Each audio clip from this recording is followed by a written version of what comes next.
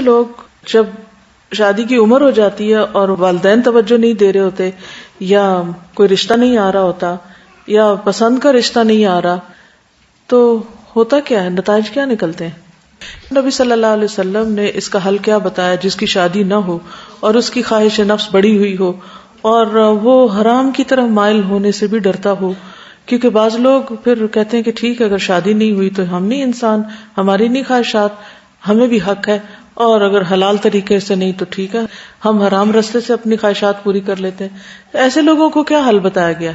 روزہ۔ تو ہر شخص اپنے بارے میں خوب جانتا ہے، کچھ چیزیں ایسی ہیں جو آپ کسی سے ذکر بھی نہیں کر سکتے کہ آپ کے اندر کیا طوفان مچا ہوا ہے، نہ آپ اپنی ماں کو بتا سکتے، نہ کسی دوست کو، نہ کسی کو بھی ذکر نہیں کر سکتے۔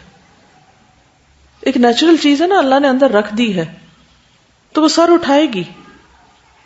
تو اس صورت میں پھر اس کا کیا حل؟ یہ ہے کہ ہم ہر ایک سے انتقام لیتے رہیں، ماں باپ کے ساتھ بدتمیزی کریں کہ وہ شادی کیوں نہیں کر رہے، یا لوگوں کو برا بھلا کہیں کہ جو آ کے رشتہ دیکھ کے چلے جاتے ہیں اور کوئی فیصلہ نہیں کرتے۔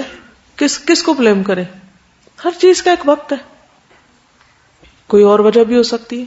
تو ایسی صورت میں پھر یاد رکھیے کہ شادی ایک ضرورت ضرور ہے، لیکن اگر کسی وجہ سے نہیں ہوئی تو حضرت عائشہ کی مثال کو سامنے رکھ لیں۔ 18 سال کی عمر تو بیوہ ہو چکی تھی، وہ 48 سال زندہ رہی ہیں بعد میں، کتنی پروڈکٹیو لائف گزاری ہے انہوں نے، 2000 سے زائد احادیث روایت کی، کتنی علم کی خدمت کی ہے۔ اسی طرح اور بھی بہت سی خواتین ایسی ہیں۔